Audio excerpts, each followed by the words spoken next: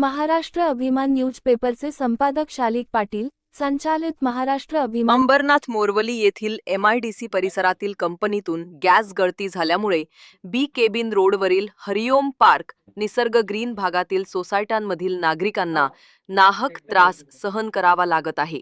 केमिकलचा उग्र दर्प, वास श्वसनाला त्रासदायक ठरून नागरिकांना अत्यंत त्रास होत आहे, असे स्थानिक नागरिकांचे म्हणणे आहे। असे प्रकार वारंवार होत असल्याने नागरिकांच्या आरोग्याला तसेच श्वसनाचा आजार जडण्याचा धोका निर्माण होण्याची शक्यता नाकारता येत नाही। तेव्हा गॅस गळती करणाऱ्या कंपनीचा शोध घेऊन त्या कंपनीवर कायदेशीर कारवाई करण्यात यावी, अशी मागणी होत आहे। तसेच या कंपन्यांवर कारवाई का होत नाही? महाराष्ट्र प्रदूषण नियंत्रण मंडळाचे अधिकारी विकले गेले आहेत का?